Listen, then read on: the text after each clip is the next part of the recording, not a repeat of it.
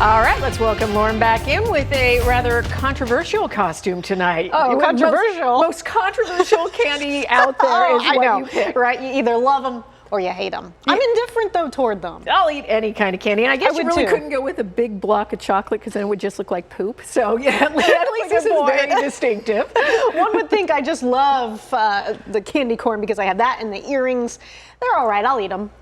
There are better it's candies. Candy. Yeah, Come on. Yeah, I mean, exactly. Not too picky. A lot of folks really been in the Halloween spirit today, and I've really been enjoying all of your photos you've been sharing with us on our Arizona's Weather Authority Facebook group. Shout out to the Brandt family. Kiddos were out and about trick-or-treating earlier this evening, and I'll tell you what, it was just great weather, and it's still not too shabby out there right now either. We got widespread temperatures in the upper 60s to the lower 70s throughout the valley. Just a light breeze. And not speaking of anything here on our regional radar satellite, not just in the valley, but through the entire state. And that's because we are within that ridging of high pressure. It has weakened. It continues to flatten out. And that's in response to these pieces of energy just skirting us to the north.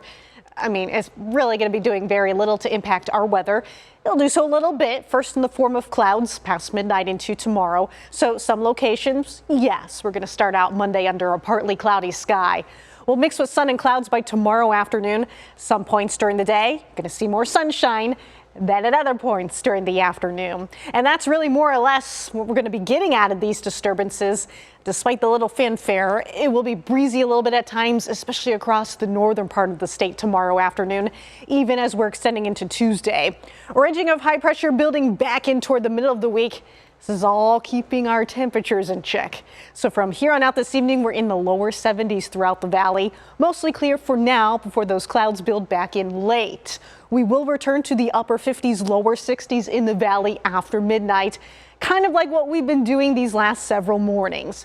If you see here, our highs tomorrow, I know, still toasty, not quite as hot as what we have been doing though recently.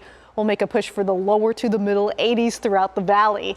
Call it a cooling trend or don't, but it kind of is though. I mean, we went from the upper 80s now to the lower to the middle 80s for the next several days. A very subtle one, but hey, you know what? We'll take it. A lot of sunshine, especially toward the middle and the end of the week.